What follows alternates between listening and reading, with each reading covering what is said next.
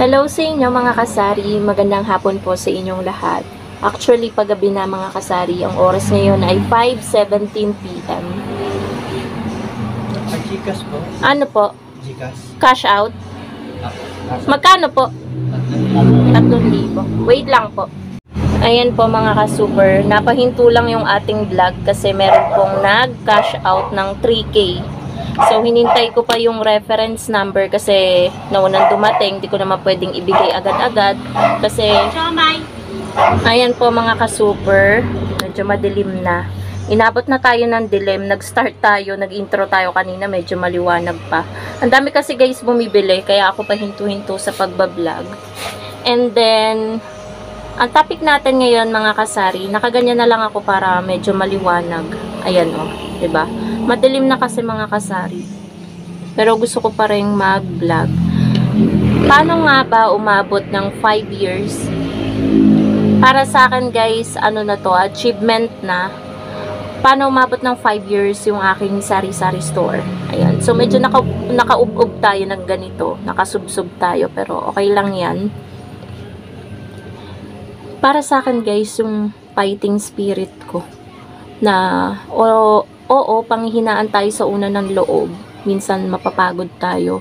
Parang mapapaisip kayo paulit-ulit na lang yung ginagawa nyo. Wala kayong rest day. Pero nakakaranas din tayo ng pagkatumal. Pero yung fighting spirit ko na kahit makaranas ako mga kasari ng tumal, sana ma-apply nyo din to sa sarili nyo. Kahit makaramdam kayo ng tumal, laging pumapasok sa isip nyo na bukas, babawi ako. Bukas, madaming bibili sa sari-sari store ko. Parang ganun guys, yung pinaka na-apply ko sa sarili ko. Kaya kahit anong tumal ay nakakayanan ko. Basta ako ay hindi mapapautang, andyan pa rin yung mga paninda ko. Okay lang kahit matumal. Hindi nawawala yung mga paninda ko, andyan pa din. So, kaya sa tingin ko guys, umabot ng 5 taon, although meron tayong mga pinagdaanan na hindi biro, na muntik-muntika ng magpasara ng ating sari-sari store, pero hindi pa rin tayo sumuko. Yun naman talaga mga kasari ang mahalaga yung hindi tayo susuko. Talagang magsipag lang tayo, sipag, tiyaga sa araw-araw. Makikita nyo din yung outcome niyan. Yung pinakabunga sa sari-sari store mo, lahat ng pagod mo, lahat ng ginagawa mo, ay makikita mo yan sa iyong sari-sari store kung gaano nakabongga yung tindahan mo. As in, talaga maubos-ubos yung laman ng tindahan namin nung na-aksidente kami last March, this year, 2023. Ilang buwan na yun nakalipas. So, makikita yun ng mga viewers ko talaga since noon, nung mga panahon na yon, nung buwan na yon, na talagang halos maubos na yung laman ng tindahan. Pero nung after 3 months, nung nakabalik ako sa pagtitinda, kahit medyo pilay-pilay pa tayo, nakasaklay pa tayo nun, ay talagang pilit kong ibinabangon yung sari-sari store kahit medyo mahirap kung saan-saan ako. Sa ano ng Gcash, sa benta ng alak, sa benta ng sigarilyo, doon ako kumukuha para lang mairaos yung mga delivery na dumadating. And ayun, sa awa ng Diyos, ay nakaano tayo, nakaahon-ahon kahit papano, 'di ba? Dumaan lang yung kapatid ko, grabe yung titig sa akin. Nagiinit ako guys ng siomai siopaw. So, huhugutin ko muna tapos babalik ako kasi baka ma-overcook naman yung ating siopaw. Hindi pwedeng ma-overcook yung ating siopaw. Wait lang guys. So, I'm back mga kasari. So, yung 5 years na yon, simula nung umpisa, mahirap din mga kasari. Sobrang dami nating pinagdaanan. Madami tayong na pundar, mga achievements na kahit maliit lang, para sa akin malaki na. Mga nabibili natin, ganyan, nakakapagpagawa tayo kahit pautal-utal. Para sa akin, achievement na yun mga kasari. Kasi, 'di ba magkano lang 'di ba ang tubo natin sa sari-sari store? yung mga additional natin, 10%, 15%, 20%, 'di ba? Pero kapag pinagsama-sama at tayo ay nag-ipon sa araw-araw, sa loob ng isang taon, ay medyo malaking halaga na 'yun. Kaya ayun, sobrang dami nang naipagawa nitong sari-sari store, katas ng sari-sari store, katas ng ating pagbablog. Ayun, medyo pahinto-hinto na po tayo dahil marami na pong bumibili at marami pa rin pong nagka-cash in, cash out at load dito sa tindahan. Kasi guys, aabutin daw ng madaling araw yung sabong ngayong araw na to. Yung mga napundar ko, guys, napundar ng sari-sari store, hindi biro yan bago ko nakuha. Alam niyo yon mga kasari. Wait lang, merong bibili na naman. Tatlong kanin.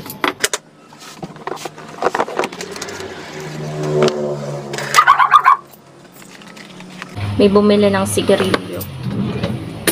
Hindi biro bago natin makuha yung mga...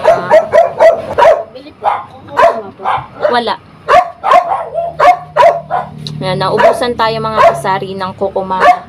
Hindi nag-deliver ang Pure Gold nung Sabado, nung nag-deliver sila. Hindi biro yung pinagdaanan natin bago natin makuha yung mga yan. Hindi naman sa sari-sari store mga kasari, isang pitik mo lang, isang araw lang ay makakapagpundar ka na. Syempre, umuubos din niya ng ilang buwan bago tayo makaipon. Yung pagpapagawa naman natin, pautal-utal, hindi naman yan dire-diretso kasi yung pag-iipon naman natin na hindi kalakihan yung naiipon natin kasi nga, 'di ba? Ito lang yung pinaka main source of income natin bukod sa pagbablog natin. And ano pa bang i-add ko? Kasi guys, wala naman talagang pinaka-ano talaga para magtagal ang sari-sari store mo. Talagang i-handle mo lang na maayos yung tindahan mo. Huwag ka masyadong magpautang sa mga customer na makukunat magbayad. Yun yung pinaka talagang naaral ko. Kasi noon hindi ako marunong tumanggi sa mga nangungutang. Parang ako pa yung nahihiya na hindi ko sila papautangin. Pero huwag kayong mahiya kasi kayo yung may-ari ng tindahan. Kayo yung may karapatan na magdesisyon kung papautangin nyo sila. 'Di ba? Dapat namimili po tayo ng mga pauutangin sa ating tindahan kasi hindi lang naman yun ang ibinibigay natin sa kanila, pati na rin yung tiwala ba, 'di ba mga kasari? Kasi meron mga customer kapag nangutang parang hindi na makaalala Pero naman kapag umutang, kapag siningil mo, sa'yo pagalit, ganun. Gusto ko ring idagdag mga kasari, malaki din ang naitulong ng pamilya ko kaya tumagal ng 5 years yung aking sari-sari store. Bakit? Kasi kapag may mga times now kailangan kong umalis, meron akong napapagbantay ng isa sa kanila nung walang kapalit, yung hindi ko uupahan. Ganon, uuwian ko lang ng something ganyan or pagkain, masaya na sila. So, malaki din ang tulong ng pamilya ko, especially nung sino ba napapagbantay ko? Yung partner ko, si mother, yung stepfather ko, minsan mga kapatid ko. Ganon. Since nung nag-start yung sari-sari store way back 2018 ako nag-start guys, October 29. And hindi ko yun makakalimutan, yung pinaka first na benta ko, alam nyo guys kung magkano, 200 plus lang. And then, unti-unti na siyang lumalaki after makalipas ang ilang buwan, ganyan. Nandito na guys si partner, bumili siya ng bigas tsaka ulam namin. Wait lang. So, ayun po mga ka-super, dito ko na rin po tatapusin ang aking vlog kasi pahinto-hinto na rin naman. Sana nagustuhan nyo yung share ko sa inyo kung paano nga ba umabot ng 5 years yung aking sari-sari store. Ito para maikli lang mga kasari, ang pinaka ano lang talaga dyan is yung fighting spirit mo dapat is positive palagi to the highest level yung fighting spirit mo, sipag at tiyaga, and then i-handle nyo ng maayos yung mga nangungutang sa inyong sari-sari store. Yun lang naman ang pinaka ingredients talaga para magtagal yung inyong sari-sari store. So, yun lang po mga kasari. Good evening po sa inyong lahat. Sobrang ingay na kasi mga kasari na paligid. Ang daming mga dumadaan na sasakyan at ang iingay ng mga tambutso nila. So, yun. Happy selling po sa inyong lahat. Good evening and good night mga kasari. God bless din po. Bye guys!